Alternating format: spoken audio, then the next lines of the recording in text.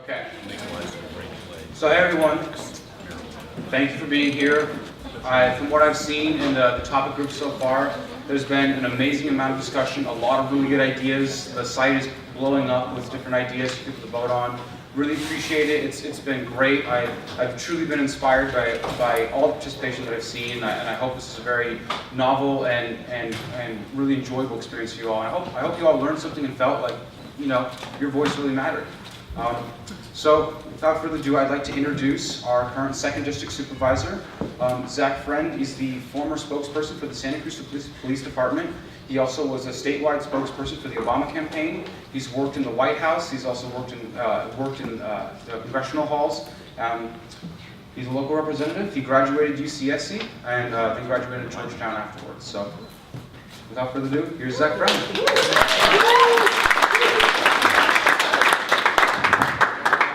Hey, I spent all weekend preparing my speech for you guys. Well, let me start by saying it's nice to not be the youngest person in a civic room for once.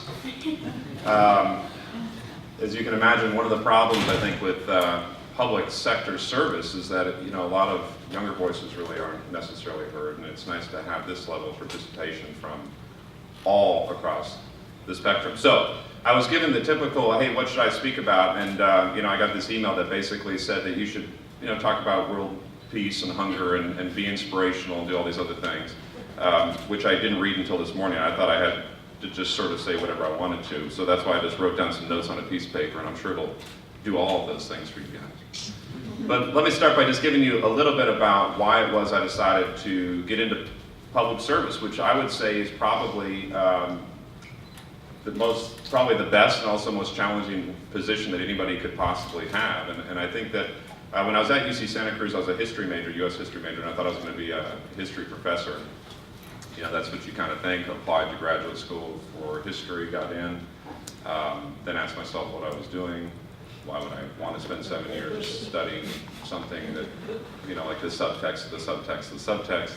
And ultimately what US history really is really the study of public policy in many regards, right? It's the function of public policy. So I was fortunate enough to be able to live and work in Washington, D.C., work initially in the Clinton administration, the Council of Economic Advisors, and that experience alone really taught me that there's a significant opportunity to do good things in public service. And we have a number of local public servants that are here today. I mean, 3 members of the City Council of the City of Santa Cruz, and I really can't imagine, talk about an underappreciated group of people, by the way. The Santa Cruz City Council are really pretty amazing people. I mean, these are theoretically, just to give you an idea of like a day in the life of this kind of situation, these guys and gals are theoretically part-time legislators, right? And yet, there's no such thing as part-time. Here they are on the weekend. They can't go to the grocery store without people wanting to talk to them about ideas or issues or share their thoughts. And really what they do is give back in ways that allow us to have the kind of community that we all want to have. I mean, the reason that we're even in this building is because of the creative thoughts of the same 3 people actually that are sitting as part of the Santa Cruz City Council right now, willing to build public-private partnerships and those kinds of things. And they don't ever get the credit, they get all the harassment, but I want them to know that I definitely appreciate everything that they do. This is tangible. The fact that this could even be going on right now, that Civinomics as a business could even be a reality, that Cruzio as an expansion could even be a reality, is because of this public-private partnership and the work that members of the elected officials did. And those kinds of things are why I wanted to get involved in public service. But let's change towards some of the challenges now. And I think that I think it's important for people to see also what makes this job sometimes difficult to do. And I'll speak more from a county perspective as a county representative. And to give you a sense of what I represent, it's more or less from the city of Capitola all the way to the Papua River. And I have all of Aptos, Rio Del Mar, Corralitos. It's big, right? It's 60,000 people, but it's about 250 square miles of land. And it's pretty diverse interests, as you can imagine. People in Corralitos have a different opinion of things of people within Watsonville and versus Aptos versus whatever. But if you have a pothole on your road, that is the most important issue the County Board of Supervisors have ever faced in its history. So you need to make sure that you solve that problem.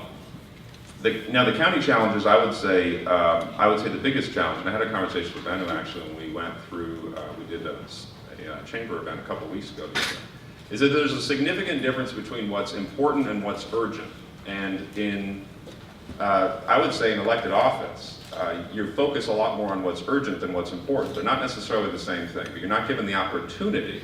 No one runs for office because what they want to do, well, I assume nobody runs for office because what they want to do is simply put out everybody's fire on any given day, right? You have visions, you have thoughts, you have things that you want to actually address. The reason that you guys are in this room today is because you want to see positive solutions to very challenging problems. But I got to tell you, we're not afforded the opportunity to really think about these situations that much because of the day-to-day nature of this job. And there's a significant conflict or tension between what constituents want on a day-to-day basis and what we really have a true responsibility as far as a community is to address moving forward. Meaning, we don't get calls on a day-to-day basis about how do we 15 years from now have it so that the future boards of supervisors or future city councils don't have to address the issues that we're talking about today. Instead, what we have are conversations specifically about the potholes, specifically about the needles, specifically about but these things all have a subtext, right? They have a root cause. They have things that we actually need to take a step back and recognize that the solutions are going to be complex, they're going to be messy, they're going to involve compromise, they're going to involve breaking of friendships, breaking of allegiances, and all these kinds of things. And we're not necessarily, as elected officials, even given that as an opportunity. Because I've been shocked. I've only been doing this 11 months, right, as an elected official. I've been shocked about how many times people will come up to me and say directly, hey, I voted for you. By the way, after you get elected, 100% of the people you meet voted for you. 100%. It's actually amazing. In fact, I had somebody in Live Oak tell me they voted for me. It's not even my district. At like a real farmer's market or something. But anyway, so 100% of the people voted for you, and they let you know that that you have a direct responsibility then to address whatever their individual need is. And if you let yourself do that in this conflict, this tension, I mean, that's a natural feeling that you want to address their individual need and you feel responsibility for them. But if you let yourself do that, what you end up doing is actually failing on the long-term public policy issues, and in some respects, functionally just leaving it no better for the next group of people than you currently have it. One way that I like to look at it is that I feel like elected officials in some respects were given a plate of food to eat. I feel like my plate is very specific. And to the degree that I get to choose what I want to eat, but I don't really get to select from a wider selection. It's already been set for me. The table's already been set. And I think that's problematic because what you want to be able to do is, what I want is whoever sits in my seat next 4 years from now or in the future, I want that person to not feel like they were bound by my decisions. But functionally, there's this series of decisions that were made that have, for better or for worse, sometimes for good, right? But sometimes for worse, set a table for us that makes it very difficult for us to break free from that. The county, I think, is a much greater example of that than the city. I think the city has been very successful in the last few terms anyway, really trying to look at new ways to do things. And by the way, cities can actually be much more flexible than counties are, which structurally are much more functional arms of the state. We have, over the last 30 years, done a number of things in the county that have basically said, well, if you want a job, we're not really going to do something that allows you to do it locally anyway, right? If you're the poorest in the community in which I represent, Watsonville and the Corralito section, we're going to make you drive the furthest and worst transportation situation possible to earn the lowest wages possible, which is sort of the least progressive thing I've ever heard. But if we want to make any transportation improvements, we're going to accuse you of being some pro-growth, anti-whatever, because it's way easier to label than it is to come up with solutions.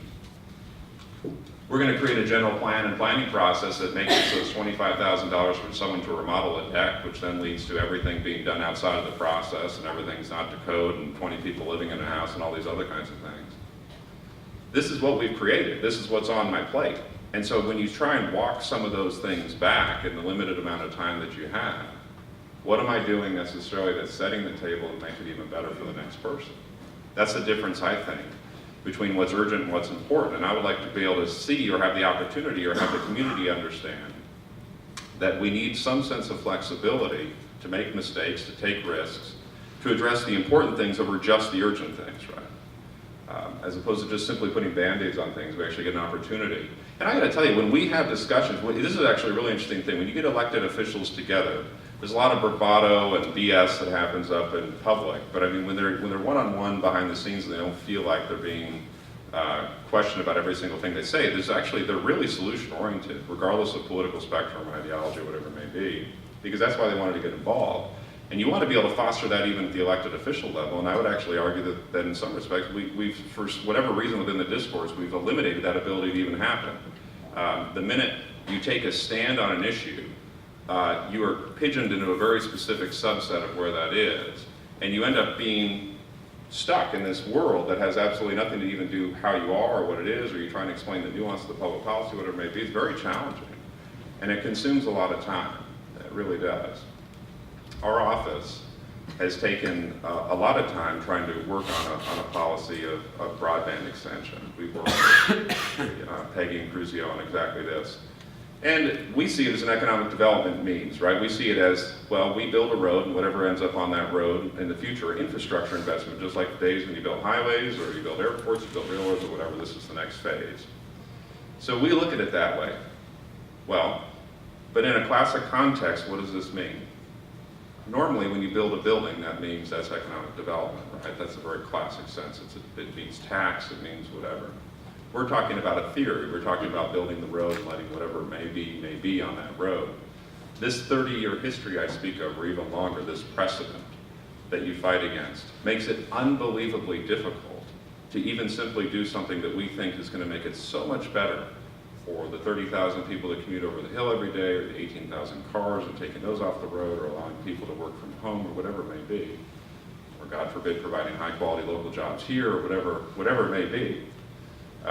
But it's significantly harder because of the way that your plate has been set. And you would think, well, can't you just do this? And I thought, well, sure, yeah, you can just do this, and then you get involved in the process and you learn that it actually wasn't as easy as it seems. That there's been a lot of things set for you that have made it really difficult. Which, by the way, a lot of you that I look across this room, I've never seen at public meetings or public events. This is exciting for me. No one here has threatened me with wireless radiation or accusations or anything like that. So what I think is important about that, though, is that events like this, and why events like this are important, is that if you don't accept, if you think that something is wrong, that something can be solved in a positive way, if you accept that we can take a longitudinal view, then you need to be involved beyond just attending an event like this, right? This event shouldn't end tomorrow. This event should functionally never end as far as it goes with civic discourse and how you engage and how you continue to participate, because elected officials need the support of the community to take on things that really matter, right? Because a lot of what we end up having to spend our time on matters to a very small group of people that are urgent versus important sort of context. And believe me, I would much rather be spending my time tipping that balance toward things that are much more important than not. So speaking of civil discourse, one thing I think that was interesting, I had a conversation recently with one of my colleagues within the county about what a day, tell me what it's like within a day or a week of the life of an elected official for you, because, I mean, is it just me that people particularly don't like, or is it everybody that particularly don't like? And so, and I showed my wife, I said, hey, I want you to take a look at my emails for this last week, the ones I let her see, you know, and they were, and we counted that it was 80%, and I don't know if this is different for the city council, but 80% of the communication I get from the public is negative, okay? And where it's either personal negative, or it's Board of Supervisors negative, or it's, I have a problem and X, Y, Z, you better fix it negative, right?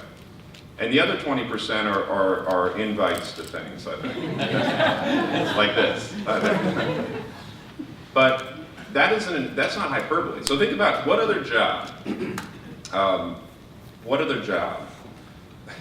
do people have? Well, actually, Jondi, you have that job.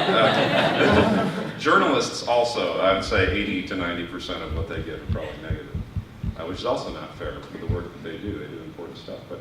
But 80% of what I get is negative. So think about that for a minute. So imagine a job where all you're getting is influx of negativity. You're at the grocery store and it's, why did you do X, Y, Z? Why did you do whatever? I mean, so, and you're always, somebody once told me if you're explaining it, you've already lost, right? So you're already on the defensive. If you're already trying to get into the nuance, get into the explanation, you've already lost the individual, or lost that situation. So how do you change that context so that 80% of what you're dealing with isn't negative, or 80% is, how can I help solve this problem, right? But that isn't what we're overwhelmed with, and then you have to make a decision, and your whole job is predicated on the fact that you address people's needs, right? These are the people that are speaking of the needs that they have. You want to do important things as opposed to just urgent things, but you're only faced with urgent issues. And you start to realize that structurally you say, can I really do it? Can I really make the difference that I'd signed up for? What will really be your long-term impact? And is this really the community that we want? And it's interesting because I would argue that if we can have this kind of honest conversation we're having right now, that nobody would really want that for their community. Nobody wants that kind of negativity. But that's what we get, and that's what we're faced with, and we're asked to provide immediate, imperfect and immediate solutions to things, very reactive solutions. Hey, we found a bunch of needles down there, so we need to, let's create a task force and let's just, see what we can solve immediately. But there isn't this space to say, how do we longitudinally look at these problems in a way? Because you're not given the space to do that. And the amount of negativity that comes forward is very difficult, I think, to deal with. Not from like a personal, thick skin kind of situation, but how do you make that turn around so that there's more of a solution-based situation? Well, the second part of that then is the challenge of participation, because who does participate? There's a very small selection of people that participate within the public, even the electoral process. If you were to look at just who votes. So I won in the primary election last year in June, lower turnout, right? I represent 60,000 people, and functionally, not all of them were voters naturally, right? Some of them are 3, some of them are whatever. But I functionally received about 15% of the vote when all was said and done. I mean, it was about 60% of the actual votes cast. But the point being that of the people that participated, when all is said and done, about 15% of my district voted for me. So 1 in 7, 1 in 8, whatever it may be. I mean, that doesn't really strike me as that representative. I mean, but if you look at it, that's how it is in the state assembly, that it is in the state senate, that is even how it is when you look at the caucus system or voting for president. The actual number of people that participate in the primary process, the number of people that are actually participating, and how representative is that then of the actual views or interests of the public? And those are the people that you end up engaging with the most because they continue to be the most engaged throughout the process. And that may be representative, it's possible. It's probably not statistically possible, but I mean, it's possible. But that's what we get. And so if you can expand that process so that there's greater participation and greater voices, I gotta tell you, personally, I'm not afraid as an elected official of hearing more input, because just knowing, as long as you're willing to be part of the solution as opposed to just offering an opinion, and actually saying that how can I roll up my sleeves and help you out, then because we definitely can't do it as an individual. And I'd say actually almost nearly impossible to do it even with our staff and all the city government structure. So think about just how few people participate and ask yourself, how often have you participated in a process other than maybe on something that you hated, right? There's gonna be a development project in my neighborhood and I don't like that. Or I wanna walk my dogs on the beach and I don't like dogs, so I'm gonna get engaged on that one specific process. But I got almost an $800 million budget, right? They've got a $250, $280 million budget at the city of Santa Cruz, and what percentage of that process are you participating in? It really impacts people's lives. And there's a significant opportunity to take what's coming on this weekend and engage that for the long term. And I know that it's going to be welcomed by elected officials, because it would be nice to hear from more than just the 1 in 7 people that voted, cast a vote for you in that last election. So in an effort, Tom Honig had told me that the best way to win people over is to keep talking and talking and talking and talking until they don't want you to talk anymore. But since that's how he used to run an institution. But seeing as everybody keeps eyeing the beer, Next. I figured that I would open this opportunity up for questions about anything. I mean, about any subject, about not just what I spoke about, but about if you want to talk about any of the specific individual subjects that people are going on right now, I'd welcome them. So, questions? Thank you. Well, how are you all working together as a board of supervisors? You've got some new people. What do you think the prospects are for getting more done? So this is the first time since 1980 that there are 2 new members of the County Board of Supervisors. That's a significant opportunity, I would say. But I would say that the County Board of Supervisors faces a different legacy issue than the city councils do for various reasons, right? I think that we actually work one thing that I really enjoy about being at still a nonpartisan level, even though as an individual I have a very specific, political makeup, is that it allows you to work with any of the people and you're not judged for it. Where at the state and federal level, you're actually punished for doing it. If you vote against your party, you vote against the majority, they'll take away committee assignments, they'll take away fundraising money, they'll literally move your office out of a prime location into the basement. That's just how it works. In our California State Assembly, California State Senate, and the United States House of Representatives, the United States Senate. So think about that for a minute, right? I mean, in some respects, you could make an argument that it almost doesn't matter then at that level. Functionally, who's there? You're not given enough latitude as you should. But at the county board and the city council levels, you're allowed to just work across, and you're not necessarily judged. However, so we work, I think, fine together. What I find interesting is on policy issues where we try and take on complex issues, we're dealing with marijuana right now, or land use, whatever it may be, it's still interesting to see how few people fight so hard to ensure that that change does not happen, and are actually pretty darn successful in ensuring that at best you get watered down public policy reform. And that's disappointing to me, because when you only have 5 people, it doesn't take much to knock down change, right? I mean, it's 3 of those 5 votes completely changes it, and everybody knows it, and so you're trying to work to see how you keep that small majority, whatever it may be, together. So I would say we work well together, and I would say in some respects we would work a lot better together if we didn't have very small entrenched interests coming in so strong on some of these issues. Given that you're an elected representative, that your office is not subject to relocation if you vote incorrectly against your party or whatever. Yeah. What is it that would prevent you from ignoring the urgent and dealing with the important?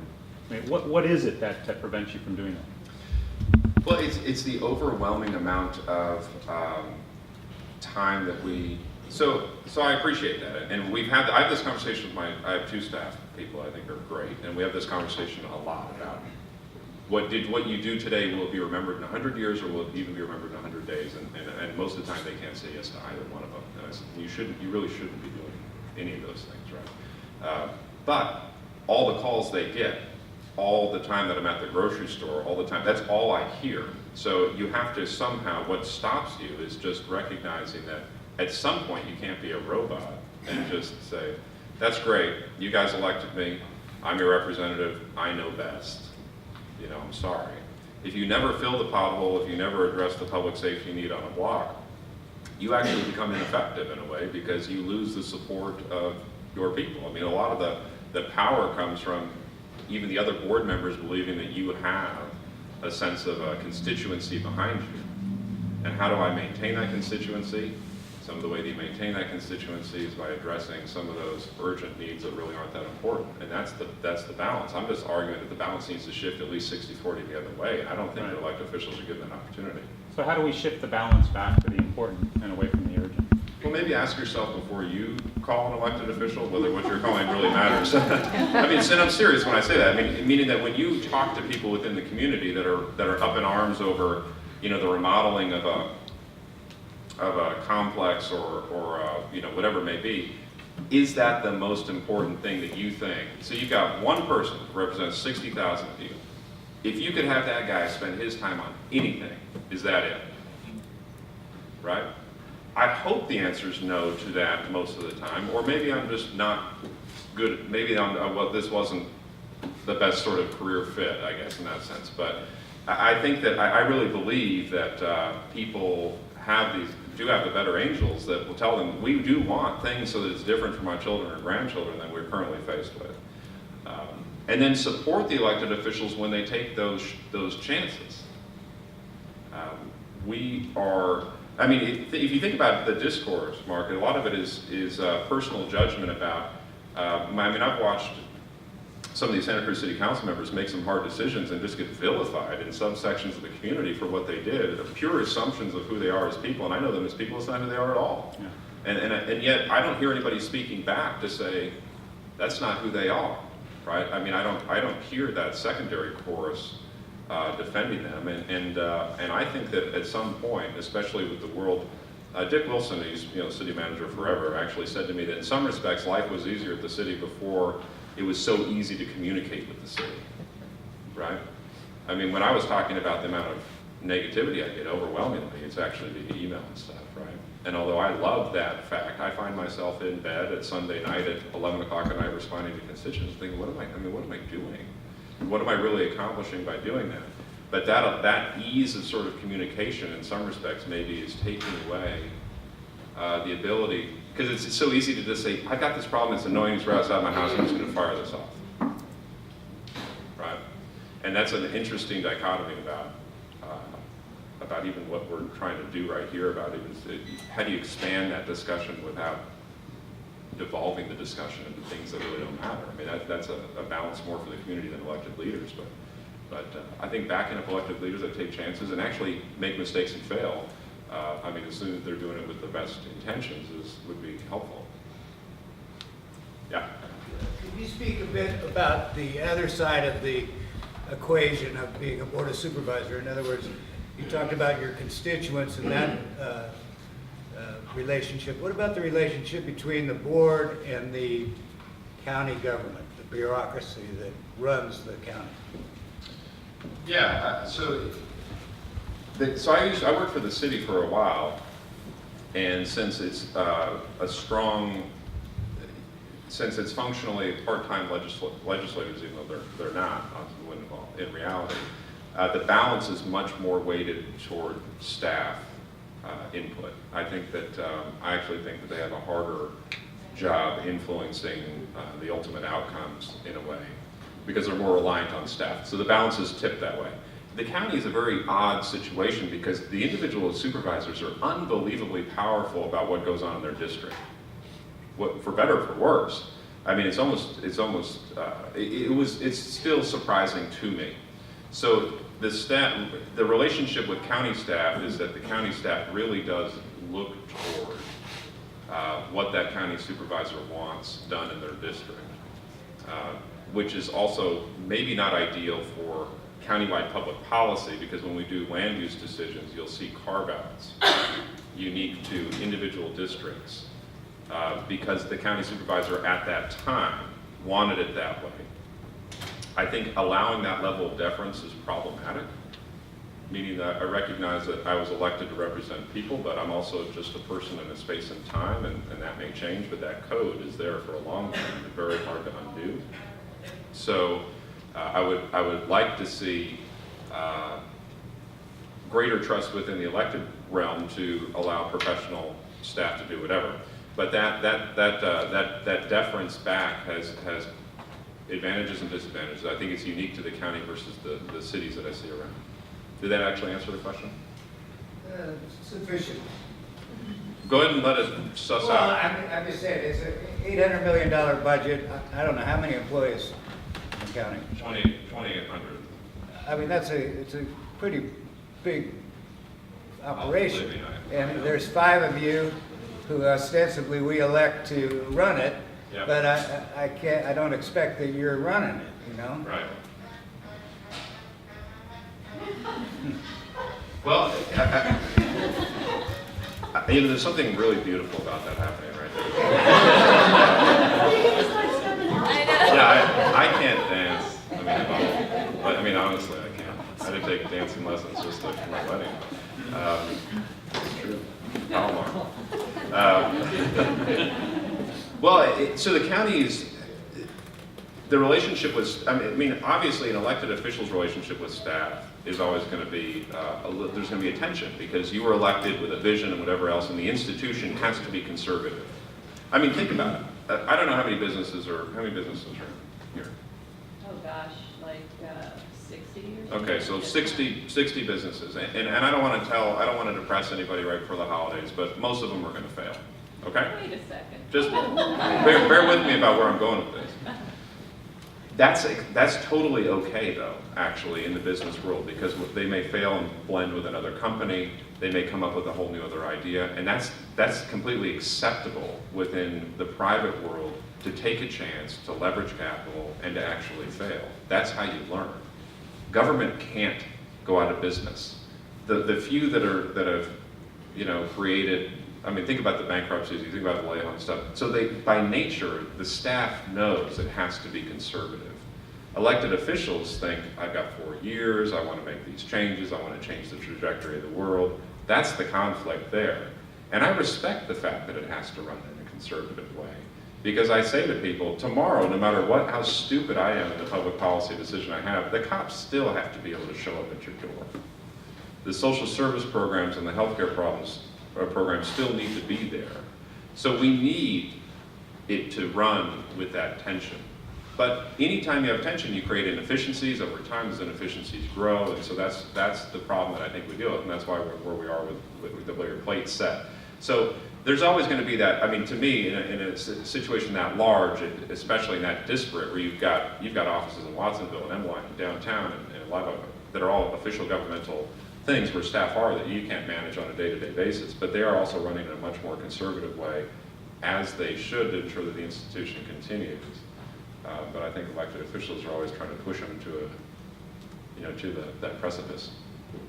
Hopefully that was a little bit more. Yeah, Chris. Zach, what important thing do you want to do? Thank you for taking care of the urgent things, but what important thing do you want to do, and how can we help? I've thought about this a lot, probably too much, and it's changed now for me to simply say, and I don't know what the answer to this actually will be, Chris, I just want it to be different and better for the person that sits in my seat next. I've been really surprised by how much of the decisions, how constrained I am to really be able to make this longer term impact, but I don't think it has to be that way. And I think that we've made some poor decisions in some of our land use decisions or transportation decisions and stuff, economic development decisions. So it doesn't have to be that way in the long term. So simply knowing that I've left it better for the next guy or girl in my seat or the entire board, I think would be a significant accomplishment. It doesn't really make for a great bumper sticker in a re-election campaign. I made it marginally better for the next guy, re-elect Zach, But it's actually interestingly true. And I know that that's not a specific policy or issue, because all of them need addressing. We have less sheriff's deputies now than we did in the year 2000, but there's about 20% higher calls for service, realignments significantly putting a greater impact there. Almost all of the development's been pushed in the southern portion of the county. There's absolutely no jobs down there. Seasonal unemployment is 27% in some portions of my district. All the jobs are up here. They have to sit over an hour in traffic each way. They're choosing between babysitters and whether they do a job because they're making minimum wage. All those things are real, and all these are true stories that I'm hearing straight from my district. So I can't just simply say if I can build the broadband or I can, because those check boxes are all part of a much larger narrative of how do you make it better for the next even policymaker. I mean, not just the public, but the next policymaker to be able to therefore take greater chances. Yeah, what are some of the challenges you're running into with the broadband issue? I think the biggest, well, there's two challenges. First, there's a legitimate financial component to laying these things down. I would say that it's an investment, but if you don't have any money, it's considered an expense, right? And it's an expense that replaces something else. But the second thing is that it's very hard to think about policy in theory, which is that I know that because some previous elected official decided to build these roads, that we were able to have businesses on the sides of the roads, right? But it wasn't very glamorous to build the road. So when I deal with economic development staff for the last 30 years that know that a Costco equates to $1.2 to $2.2 million in sales tax, or a car dealership equates to X, Y, and Z, or a hotel equates to a certain amount of money. And I'm saying to them, that's great, but let's build the thing underneath it so we can get these 60 businesses that are sitting in here the ability to succeed at home or wherever it may be. That's very hard to convince because there's no immediate return and no measurable return in the short term. So when you're talking about a finite amount of resources, getting people to think that way is very, very difficult. And those have been the two main challenges with broadband. Yes, sir. Yeah, John Golder.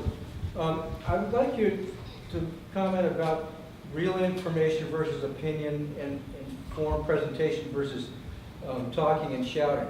One of the best known Santa Cruz politicians told me one time, I don't really care about studies, it's about having warm bodies in the council room. And it's really discouraging if you've been participating in a process like a committee or a task force for months or a year or up to a year, and your information and recommendations are completely disregarded because a lot of people come in to a session at the last minute and shout and wave it about, and your representatives are kind of like flags in the wind. Comment? So is that a question or just Well, yeah. Do you think that the process in session should be maybe less democratic to give more weight to informed opinion and presentations versus shouting in warm bodies? Yeah, let's turn all the cameras off and kick John out. Now I'll answer that question. No, I don't. I mean, I think though the problem, but define democratic. My point is that, as I've made this point earlier, that a lot of the people within this room I don't see participate within that public discourse, and so if you continually hear the same voices, I don't know that that's representative, right? So I think that if you can actually have true democratic discourse or true representative discourse, so then I think you would also see less of what you're talking about, which are elected officials feeling that pressure to address the room or deal with the room, even to the detriment of what, and they may know that, they may sense, I mean, so when we've been dealing with this marijuana, you've probably seen, in the paper that I've been very good at losing votes on marijuana policy lately, and the room is full of 200 people that all not just disagree with me, but make it very known that they make judgments about where I'm going with it, about how I'm trying to screw people, right, associate with it. That's all I hear, and actually, in some respects, I really don't care. I mean, in the sense that that impact doesn't bother me because I really believe that what I'm doing is the right thing or best for this community in the long term. But I may be unique in that sense of having two older brothers that used to pound on me all the time, and so you just sort of like tune out the fact of some of these things. But I think that that's not an easy thing to do for an elected official that has to. I mean, when I'm out in the front of my yard pulling weeds, I've had people stop me and say, "Why did you do that?" Think about that. And you have to answer your neighbor, and this happens all the time. When you're trying to take a stand against what you actually believe is a thing. And this could be the same small group of people that participate in the process. And I think that having greater participation might actually inoculate that elected official from making those poor decisions, as you're kind of implying at least. There's a question. Yes, sir. You described that a lot of the private electronic communication you get that it's overwhelmingly negative. And I think if we look at the public discourse in Santa Cruz and every place else I've looked, you see the same thing. If you look at the Sentinel website, the comments are overwhelmingly negative and even nasty. So this is a question about Civinomicon. There's a function on this platform that allows me to create a workshop and invite you as an elected official to participate. And I'm wondering if you think that that's going to work. That I think it would be really cool if we could bring elected officials and other representatives to this space to have a civil dialogue. But I'm imagining some of them thinking, I've already got plenty to do, and now I've got to go take part in this conversation. So I'm wondering if you think this will work. Well, I hope it does. How about that? But I honestly don't know. A large part of when you have a full plate, a large part of when you decide to do something in a limited amount of time is you have to make a determination whether it has influence or impact. right? So if it's not shown to do either, then it's hard to justify dedicating time to it just because of an intellectual exercise. I don't know if most elected officials would agree with that comment, but I would imagine that they all face a similar amount of limited time that my office does, and so we would at least like to know that by doing it, it matters. I mean, the reason that I'm here this weekend is because I just wanted to be around people that, I just wanted that were looking for positive solutions to something. I mean, so I just wanted people that were willing to take a chance and make a mistake and have an open mind, another thought. And I think that that's just missing. This is a Saturday on a beautiful day. I mean, this is saying something about all these people here. But I think that is sorely missing in the discourse. I mean, I think you could do a great Comedy Central skit on some of our public comment times and stuff. I think I would love to start tweeting some of the emails I get so you guys could see these things. Or maybe you should just Public Records Act request them and I'll get them to you, right? Oops, didn't delete those, sorry. But because some of it is just, it's just over the top. To the point of sometimes funny, but sometimes you wonder, it's scary, it is scary. I mean, we all get our threats, some of them not veiled, by the way, and everybody has to address those issues. But, there's no way to be in this job and not at least once ask yourself, right? I mean, because you have to, you reflect on, is this what I'm doing? I believe I'm doing this because I want to do good things, just like you created this company because you saw a hole in the discourse and an ability for people to participate. I know that people work 2 or 3 jobs, partially actually because we made bad public policy decisions for them, right? We failed. So they can't come at 9 a.m. to the Board of Supervisors to participate. I mean, I get that. I understand that. So I know that I'm getting a non-representative side. And so in this level of complexity, you think, okay, well then how can I do it so that the jobs can be here, so that they can participate? I mean, all these things. And this may provide some sense of a platform, at least for one subset of the community that isn't participating. But if it's shown to have an impact or influence, you get the numbers, you get the whatever, I would be surprised if, you've got 3 or 4 elected officials in the room right now, it should be a clue that there's at least, if nothing else, a desire to show that it works and it'll work on its own. Yes, ma'am. Zach, out of the 80% negative email that you get, and if we were to weed out the stuff that was obviously insane, what would you say is the main issue that you hear about? So I represent an unincorporated area, and counties weren't designed structurally to be as rural and urban simultaneously as ours is. They were only meant to be rural, which would therefore mean that the roads can be kind of beat up and it's okay. But in Aptos, for example, most people can't tell they've left Capitola, right? When they're in Sequoia, it just all looks like one city as you continue along. But you can tell when you've left the city because the roads are terrible, there's 2 sheriff's deputies for 25 square miles in the certain areas and that kind of stuff.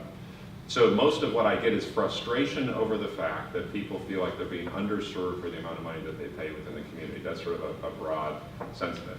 I pay X amount of dollars in property taxes. I know, so do I. We get back 13 cents of every dollar in property tax. Think about that for a minute. So 13 cents, and in those 13 cents, I have to deal with the roads, I have to deal with the cops, I have to deal with health and human services that we don't get reimbursed from the state, some social service programs. Where's the money for the broadband initiative in that 13 cents? It's nowhere, right? So people also aren't even aware, and this is all because of Prop 13 and where your county was collecting the year before Prop 13. Santa Clara County, it's 5 times that amount. San Mateo County, it's 6 times that amount. This is where that they are able to keep within the money that they collect. So it's a significant hindrance structurally locally to fund it. People feel that they spend a lot of money. They own a $750,000 house. I pay all these property taxes. The road's terrible. I've never seen a cop on the street. Frustration, right? So the underpinning of all these emails is a frustration that their government isn't doing anything for them. And it's hard to say it's not true because they see something other than I know all the work that's going on behind the scenes. But structurally, we're actually dealt with a plate of food that's bad. Yeah? Okay, but out of that blanket, the government's not giving back after all I put in. What would you say is the biggest issue? Is it roads? Is it cops? Okay, it's almost all, for me, infrastructure stuff. So roads, transportation, traffic stuff is huge in my area. And then it would be land use issues, new development projects or proposed redevelopment projects. And the third would be public safety, which is a general sense of security, upticks in tagging, more trash, these kinds of things, increased homelessness. So I'm putting it all in like a public safety bucket. That would be the top three. Yeah. To me, the most powerful tool that citizens have to get involved is this California Public Records Act, which I've used for many years. I've suggested to the city, and I'd like to see how you think about it in regards to the county, of making all records requests public online so other people can see them. Since they are public record, we have to be disclosed anyway. If citizens could see those, people would know who else is asking important questions and be able to collaborate. It would save the county time, it would save the city time. They're not duplicating a records request. They get to see who's really concerned, who's doing their homework, and what the records that are being sought. And at the same time, it also shows how effective the county is in responding to those records requests, getting out the information that citizens need to be involved in and be involved with good information. So I think that I would argue that a lot of the requests that I get really actually aren't for things that are that important. They're very specific to that individual's needs. Somebody frustrated with a decision about something, and so they think that the best way to decide it is to use the Public Records Act. See, the Public Records Act, when you look at the Sunshine Laws, was meant to just open transparency in government. It wasn't meant to be a tool of the individual angry constituent to frustrated with a decision that was made to just get all the, I mean, that wasn't the intent of this stuff. In some respects, I like your idea, but for a different reason. I would like the public to see how many public records requests that we get that I think that Civinomicon would argue on a vote are absurd, right? That are just a complete waste of the government's time having to produce these records. Not from journalists. I mean, they use it when they're trying to do large research projects. But I think on things that I just got one via email, CC'd on one via email that was talking about the gate that's being built down at the Homeless Services Center, but it's so sub-specific about what it is. I don't think that my second district constituents really care that my time and now my staff's time is being spent going through all of our emails and all of our files to see, do we have any emails still left that somehow someone sent a memo somewhere about a gate that we voted on 6 months? That's exactly how it works. So I don't know. I mean, I don't know that I necessarily agree. I would like to see it more used in a way that it was intended to use, which is to ensure transparency within government. But I got to say, man, I feel like my life's pretty transparent at this point as it is. I mean, it feels like people are pretty, everybody got an opinion on me, that's for sure. So, I don't know. When I've gotten them from the Sentinel, I look over at John D. She actually doesn't usually use them. When I get them, they seem like, well, that makes sense. Right? I mean, why they're trying to bring to light to the public something that maybe hasn't been explained enough. But I haven't gotten a lot of those from constituents, John. Yes, sir. Wouldn't it be easier to have like a real-time application where everything that's being done is automatically digitized and put into a database that anybody can see? I mean, you would think that would be possible and very economic. Here's the question though, do you think most people in the public know that every time they just casually send their city council member or supervisor an email asking a question that it's totally public record? Not yet. Yeah, but see, and do you think though that would kill some of I mean, it's sort of in this NSA kind of world, that people would be a little less comfortable. I mean, you're right, that can be done. But I get very casual emails from people that will start off by saying, hey, can you fix my road? And by the way, how's Tina and your wife? And I saw you guys out on a walk. I mean, do they want that out there? I mean, when I delete it and then it gets deleted, I mean, it's gone, it's not really relevant necessarily. So if we were to just simply make every single component of government available that way, I think you may actually have a counter sense of people not wanting to participate. In fact, I've heard from people, I don't want to come to public meetings because if I speak against the mob of people, they boo, they hiss, they yell at me, they send me emails. So I don't know, I mean, I don't know that would help, is my point. And I'm all for the simplification and the improvement of technology in government, believe me, because there are a lot of inefficiencies, brother. A lot. So it has to be a Wikipedia Facebook then. And then people can comment on it. Well, yeah. I'll leave that. We'll let the city of Santa Cruz take the lead on that. We'll see how necessary. I'm always happy for them to innovate first. Oh, I'm sorry. Jake.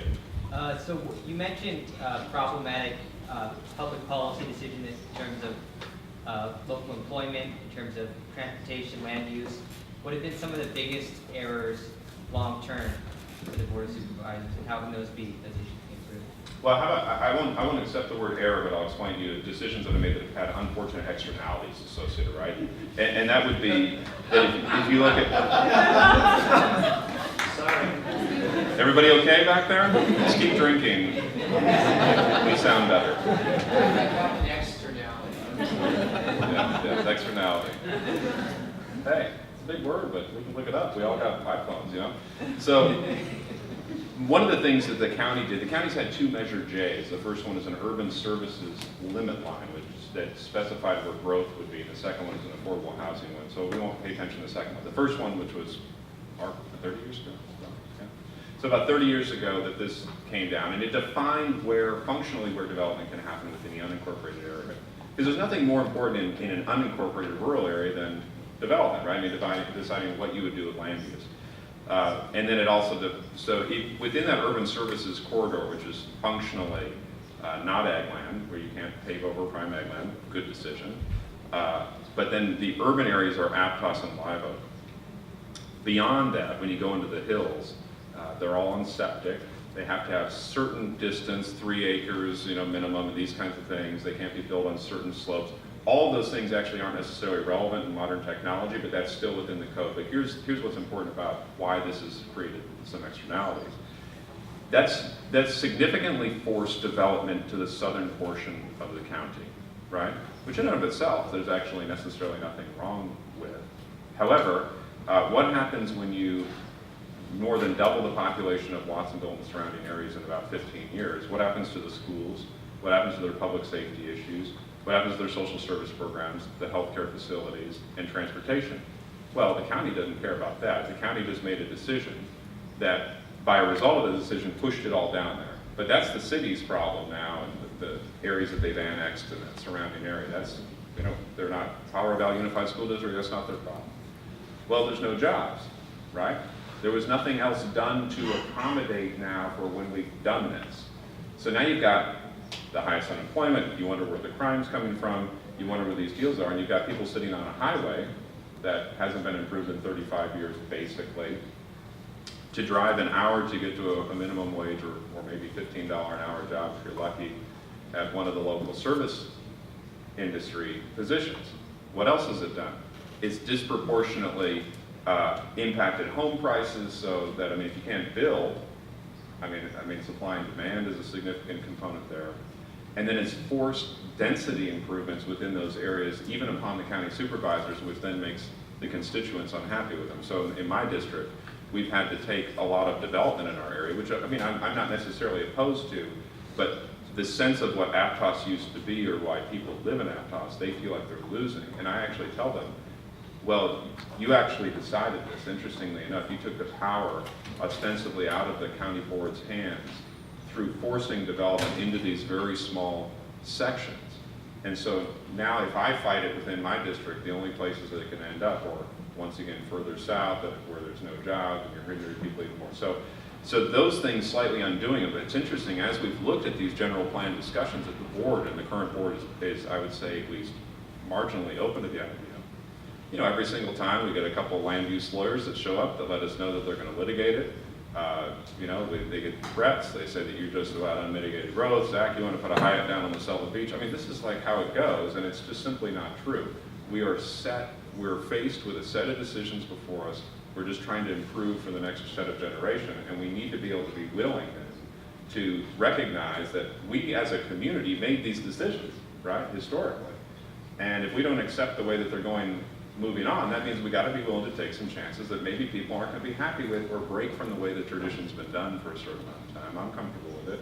I'd like to spend more time on it, but it's been very difficult to do. So I would say that those decisions have created the Chris's externalities. Yeah. So what's your ideal situation then? Where are you going toward with this? How do you see this developing in a better way than it is now?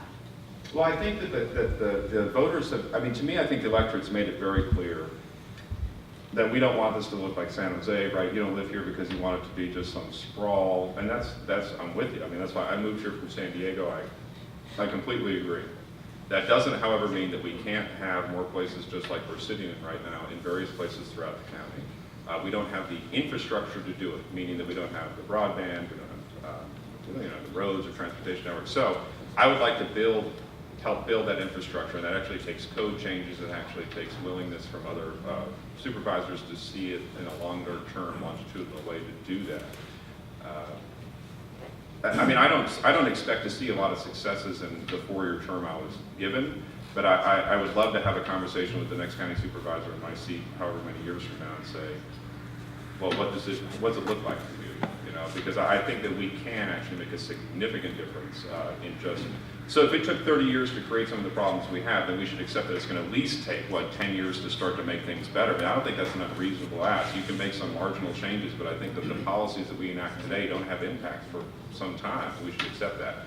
So I would say that I would like to build that infrastructure. I would like to include the transportation networks and the infrastructure being defined also now in a new way through technological infrastructure. Yeah. So you just mentioned that you would like to be able to help whoever sits in your seat after you, whenever that might be. Do you feel like you've got that same sort of information from Ellen?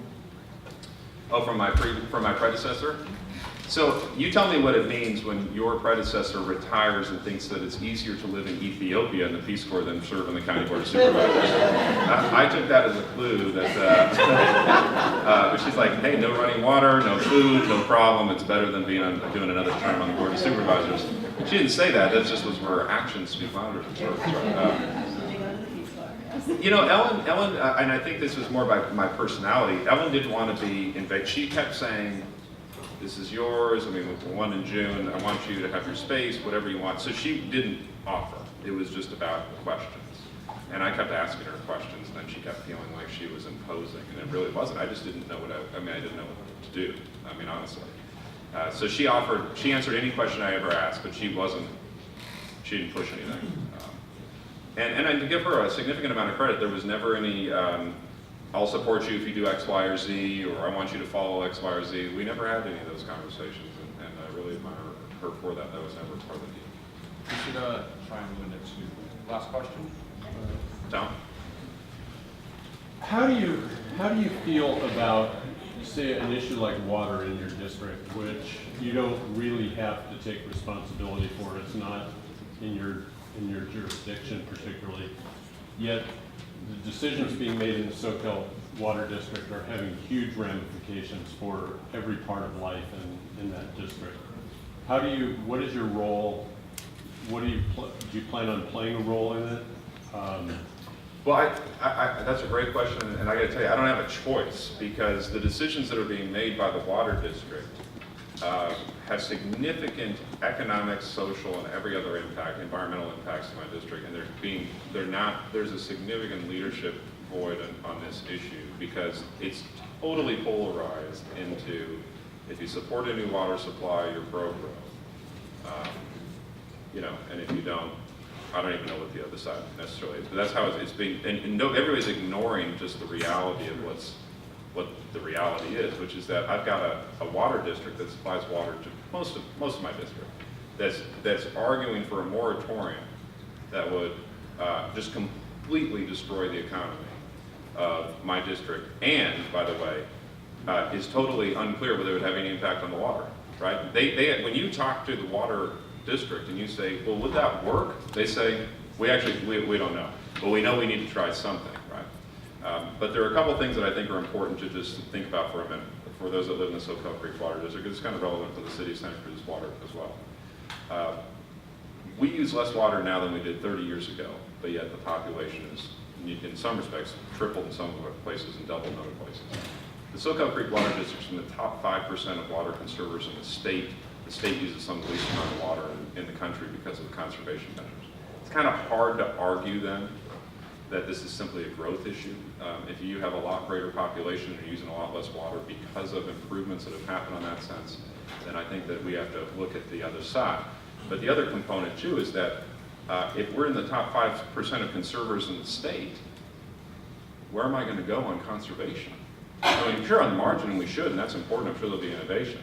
But to the 27% of people that are unemployed in Watsonville that I've got in my portion of my district, I don't think telling them that I'm going to install a rain catchment system at the cost of a couple $1,000s is reasonable. I have to provide them with water. That is a responsibility. We need to provide them with these things. So, as I've said, I think throughout this entire talk, we just have to break down some of these old traditional models of discussions that we've been having and recognize that that's not going to work anymore. You may not like a new water supply, but guess what? We need something, right, to continue to do something. So let's have an honest discussion then of what type of supply it is, as opposed to still arguing about whether or not there's a problem. Because I grew up in California. There's a problem, all right? Everybody knows that. Every year, Bill Coker would stand up and tell us it's time to cut water. I mean, everybody knows what happens in the state. This shouldn't be a shock to anybody. But we've been doing unbelievable things for innovation on the demand side, and now I think we really realistically need to be looking at something on the supply side. What is your role going to be in that? Well, I mean, I've been having these discussions with neighborhood associations, letting them know what this means, because they need to know that if one district has a moratorium and across the street the other district doesn't, there goes your home value, right? You want 50% less water, but a 50% higher rate in one district, and right across the street they're still providing water in the central water district, and it's not a problem. I mean, these are things nobody's even thinking about or talking about, and I have a responsibility to do that, even though I have absolutely no authority or direct role in it.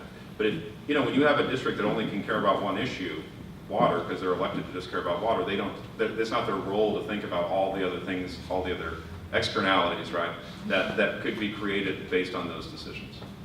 All right, we're just going to give Bud his last question. Okay, Zach, since you get very little positive feedback, I wanted to give you great positive feedback for not only being here, but also the approach that you're taking to many of the problems that you've talked about. Last night we heard from Fred Healy, who described, sort of some leaders in the 70s and 80s who made certain decisions, and like you said, we've lived with these mounting problems for the last 30 years. And I really appreciate the approach that you're taking to economic development, to the broadband infrastructure, to the water issue, just the approach to say, we can't use all the old dialogue and methods that we've used in the past to get to a different vision for what this county can be. So that's positive feedback for you. We like more of what you're doing, and I hope you'll continue to do it. Here, here.